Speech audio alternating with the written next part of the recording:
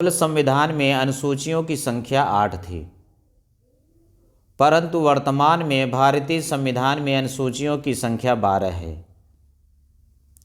सर्वप्रथम पहले हम 8 अनुसूचियों का अध्ययन करेंगे जो संविधान में थे। उसके बाद हम 4 अनुसूचियों का अध्ययन करेंगे जो बाद में जोड़े गए। प्रथम अनुसूची में भारत के राज्य और केंद्र शासित प्रदेश का वर्णन किया गया है। दूसरी अनुसूची में पदाधिकारियों के वेतन भत्ते एवं पेंशन का वर्णन किया गया है। जो भी संवैधानिक पद हैं जैसे प्रधानमंत्री, राष्ट्रपति, उपराष्ट्रपति, लोकसभा अध्यक्ष, उपाध्यक्ष, मुख्य न्यायाधीश एवं अन्य न्यायाधीश आते हैं, इनका वर्णन द्वितीय अनुसूची में है। तृतीय अनुसूची में शपथ ग्रहण का वर्णन किया गया है। यहाँ समझने वाली बात यह है कि द्वितीय अनुसूची में जिनका वर्णन है उन्हीं लोगों के शपथ का वर्णन तृतीय अनुसूची में किया गया है। चौथी अनुसूची में राज्यों एवं संघ राज्य क्षेत्रों का राज्यसभा में प्रतिनिधित्व के बारे में वर्णन किया गया है। संसद में 2 सदन हैं, राज्यसभा और लोकसभा, परंतु इस अनुसूची में राज्यसभा की सीटों के बारे में वर्णन किया गया है।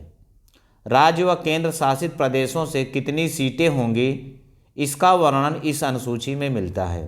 राज्यसभा की सीटों का निर्धारण चौथी अनुसूची में किया गया है।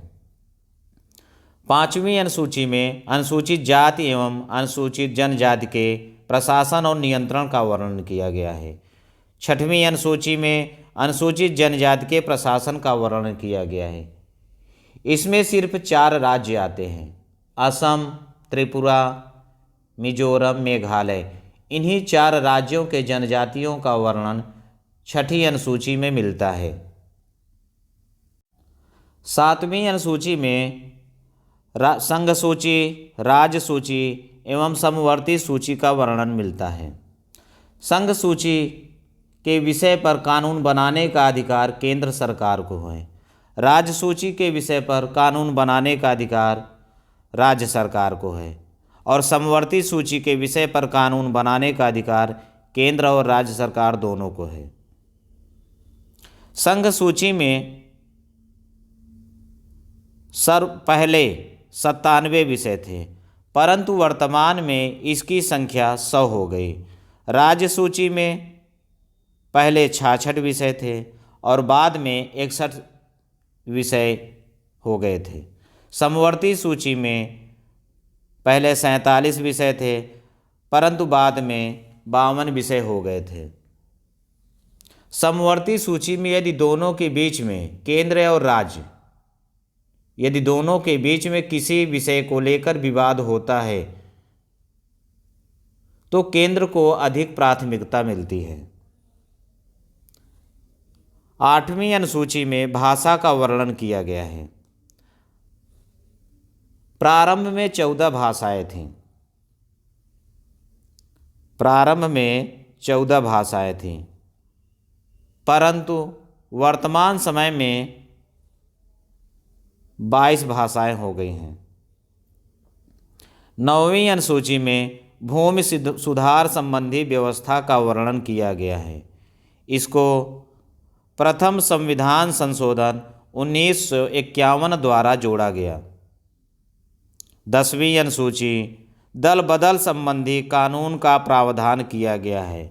इसे 52वें संविधान संशोधन 1985 ईस्वी में जोड़ा गया।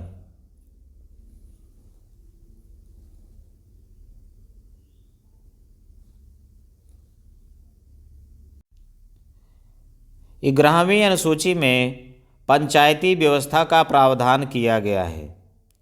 इसे 73वें संविधान संशोधन 1993 ईस्वी में जोड़ा गया है।